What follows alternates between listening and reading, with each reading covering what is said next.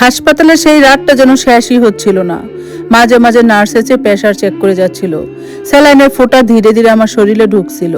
আর প্রতিটা মুহূর্তে আমি শুধু একটা জিনিস অনুভব করছিলাম, আমি বেঁচে আছি, আমার বাচ্চাও এখনো বেঁচে আছে। কিন্তু আমার ভেতরের যে মানুষটা এতদিন চুপ করে সব সহ্য করছে, সে আর আগের মতো নেই। সব বদলে গেছে পুরোপুরি। আমার বাবা তখনও আমার পাশে বসেছিলেন। পুরো রাত একবারের জন্য তিনি ঘুমাননি। তার চোখে ক্লান্তি ছিল, কিন্তু তার চেয়েও বেশি ছিল রাগ আর অপরাধ বোধ। হঠাৎ তিনি খুব ধীরে বললেন, আমি ভুল করেছি মেঘলা।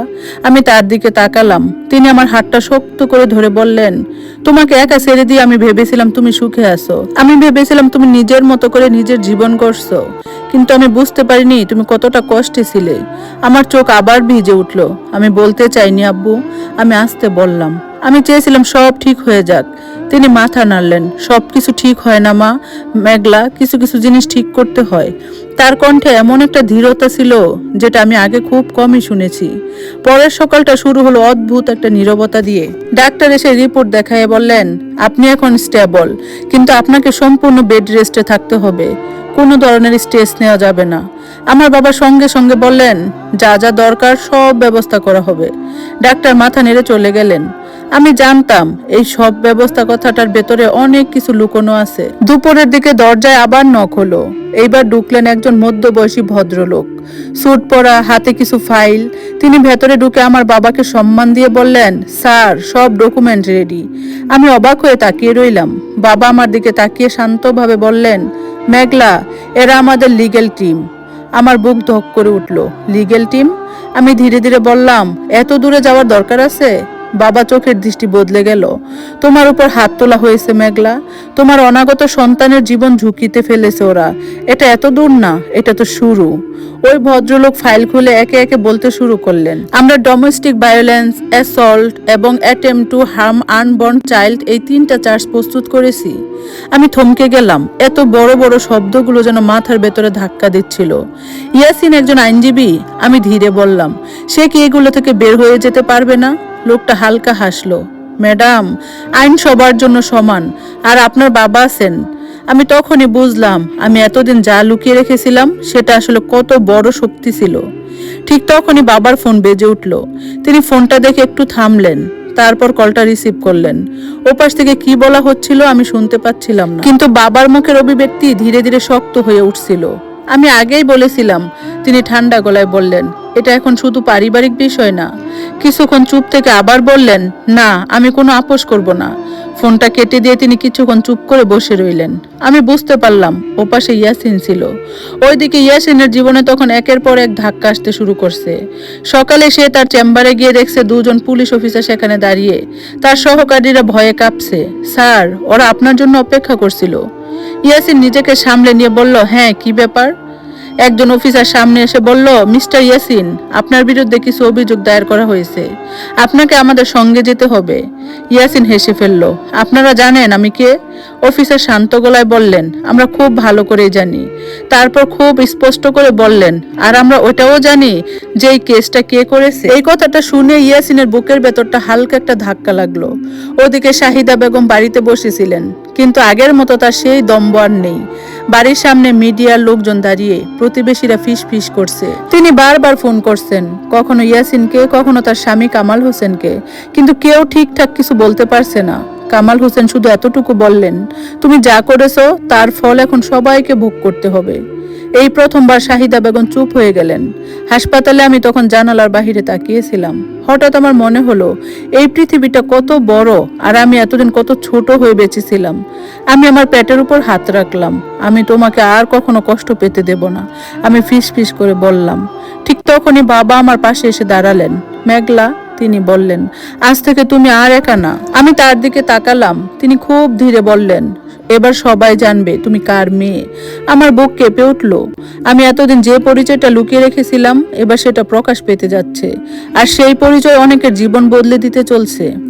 হাসপাতালে সেই সকালটা অন্য সব দিনের মতোই ছিল না। আজকের বাতাসে যেন একটা চাপা ঝড়ের গন্ধ ছিল। আমি জানালার পাশে বসেছিলাম। সাদা পর্দা হালকা দুলছিল। নিচে রাস্তার দিকে তাকালে দেখা যাচ্ছিল কয়েকটা কালো গাড়ি এখনো দাঁড়িয়ে আছে। আমি জানতাম এগুলো শুধু গাড়ি না, এগুলো একটা শক্তির প্রতীক, যেটা এতদিন আমি নিজেই লুকিয়ে রেখেছিলাম। ম্যাডাম, আপনি রেডি? হঠাৎ নার্সের ডাকে আমি ঘুরে তাকালাম। কিসের জন্য? আমি অবাক হয়ে বললাম। নার্স একটু হেসে বলল, আপনাকে অন্য রুমে শিফট করা হবে, ভিআইপি কেবিনে। আমি কিছু বলার আগেই দরজা খুলে বাবা ভেতরে ঢুকলেন। সব ব্যবস্থা হয়ে গেছে, তিনি শান্ত গলায় বললেন। আমি বুঝে গেলাম এটা শুধু রুম পরিবর্তন না, এটা একটা বার্তা। আমাকে হুইল চেয়ারে বসিয়ে যখন নতুন কেবিনে নেওয়া হচ্ছিল, তখন করিডোরে দাঁড়িয়ে থাকা কয়েকজন মানুষ হঠাৎ সম্মান দেখিয়ে সরে দাঁড়ালো। কিছু মানুষ ফিস ফিস করছিল। আমি স্পষ্ট শুনতে পেলাম, এই মেয়েটাই নাকি ওর বাবাকে জানো? আমার বুক ধীরে ধীরে দগদগ করতে লাগলো। নতুন কেবিনে ঢুকে আমি থমকে গেলাম। এটা একটা ছোটখাটো হোটেল রুমের মতো, নরম সোফা, আলাদা বসার জায়গা, বড় জানালা। আমি বাবার দিকে তাকালাম। এত কিছুর দরকার ছিল না। তিনি খুব ধীরে বললেন, তোমার জন্য আমি সব কিছু করবো মেঘলা, সব কিছু। তার কণ্ঠে এমন কিছু ছিল যেটা শুনে আমার আর কোনো কথা বলতে ইচ্ছে করলো না। ঠিক তখনই দরজা নক হলো। একজন সিকিউরিটি অফিসার ভেতরে এসে বললেন, স্যার, মিডিয়া বাহিরে দাঁড়িয়ে আছে, তারা স্টেটমেন্ট চাচ্ছে। আমি চমকে উঠলাম। মিডিয়া? বাবা একদম শান্ত। হ্যাঁ, সময় হয়ে গেছে। আমার বুক কেঁপে উঠল। আপনি কি বলতে চাচ্ছেন? তিনি আমার দিকে তাকালেন। তার চোখে আজ আর শুধু রাগ না, একটা সিদ্ধান্ত ছিল, সত্য। কিছুক্ষণ পর হাসপাতালের বাইরে ছোট একটা প্রেস ব্রিফিং সেট করা হলো। আমি সরাসরি সেখানে যাইনি, কিন্তু কেবিনে টিভিতে লাইভ দেখছিলাম। ক্যামেরার সামনে দাঁড়িয়ে আমার বাবা সবার সামনে প্রথমবারের মতো তার পরিচয় প্রকাশ পেল। আমি মাহবুবুর রহমান। তিনি বললেন, রহমান গ্রুপ অফ ইন্ডাস্ট্রিজের চেয়ারম্যান। আমার নিঃশ্বাস আটকে গেল। হ্যাঁ, এটাই সেই পরিচয় যেটা আমি এতদিন লুকিয়ে রেখেছিলাম। বাংলাদেশের অন্যতম বড় শিল্প গ্রুপ, যার নাম শুনলে বড় বড় মানুষও হিসেব করে কথা বলে। আর আমি সেই মানুষের মেয়ে। সাংবাদিকরা একের পর এক প্রশ্ন করতে লাগলো, আপনার মেয়ের সাথে কি হয়েছে? আপনি কি আইনি ব্যবস্থা নিচ্ছেন? অভিযুক্ত কি সত্যিই একজন আইনজীবী? বাবা একটুও বিচলিত হলেন না। তিনি স্পষ্ট করে বললেন, আমার গর্ভবতী মেয়ের উপর শারীরিক নির্যাতন করা হয়েছে।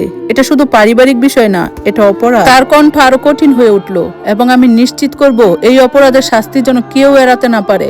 এই বক্তব্যটা লাইভ দেখছিল ইয়াসিন, পুলিশ স্টেশনের একটা রুমে বসে। তার মুখ শুকিয়ে গেছে। সে কখনো ভাবেনি যে মেয়েটাকে সে এতদিন দুর্বল ভাবতো, সে এমন একটা পরিবারের অংশ।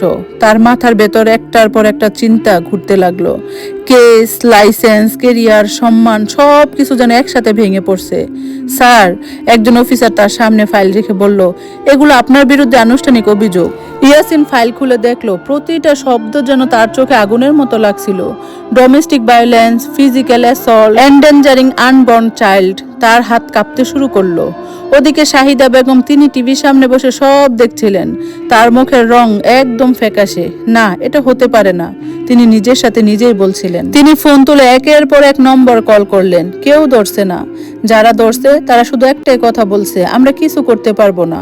এই প্রথমবার তিনি বুঝলেন ক্ষমতা কাকে বলে, আর তার অভাব কাকে বলে। হাসপাতালের কেবিনে আমি সব দেখছিলাম। আমার ভেতরে অদ্ভুত একটা অনুভূতি হচ্ছিল। একদিকে একটা স্বস্তি, অবশেষে আমি মুক্ত। অন্যদিকে একটা ভারী বাস্তবতা, এই লড়াই এখনো শেষ হয়নি। বাবা ফিরে এসে আমার পাশে বসলেন। ভয় পাচ্ছ? তিনি জিজ্ঞেস করলেন। আমি কিছুক্ষণ চুপ থেকে বললাম, না, কিন্তু সব কিছু খুব দ্রুত হয়ে যাচ্ছে। তিনি হালকা হাসলেন। কিছু কিছু জ্বর দ্রুতই আসতে হয়, যাতে সব ময়লা ধুয়ে যায়। আমি তার দিকে তাকিয়ে রইলাম। এই মানুষটাকে আমি নতুন করে চিনছি। মেঘলা, তিনি হঠাৎ বললেন, তুমি কি চাও? প্রশ্নটা খুব সাধারণ ছিল, কিন্তু এর উত্তরটা সবচেয়ে কঠিন। আমি চোখ বন্ধ করলাম। ইয়াসিনের মুখ বেশি উঠল। শাহিদা বেগমের সেই ধাক্কা, রক্ত, ব্যথা। তারপর ধীরে ধীরে চোখ খুলে বললাম, আমি বিচার চাই। আমার নিজের কণ্ঠ শুনে আমি নিজেই অবাক হলাম। এটা আর সেই আগের মেঘলা না। বাবা মাথা নেড়ে বললেন, তাহলে বিচারই হবে। তার কণ্ঠে কোনো সন্দেহ ছিল না, কোনো দ্বিধা ছিল না। সেদিন রাতেই পুরো শহরে একটা খবর ছড়িয়ে পড়ল, একজন প্রভাবশালী শিল্পপতির মেয়ে একজন আইনজীবী স্বামীর বিরুদ্ধে মামলা করেছে। আর এই মামলাটা সাধারণ কোনো মামলা না, এটা একটা যুদ্ধ। ক্ষমতা বনাম অন্যায়, সত্য বনাম অহংকার। আমি বিছানায় শুয়েছিলাম, হাত পেটের উপর, চোখ ধীরে ধীরে বন্ধ হয়ে আসছিল। কিন্তু ঘুমানোর আগে আমি একটা জিনিস খুব পরিষ্কারভাবে বুঝলাম, আমার জীবনটা ভেঙে গেছে, কিন্তু সেই ভাঙা অংশ দিয়ে আমি নতুন একটা জীবন করব, আমার জন্য, আমার সন্তানের জন্য।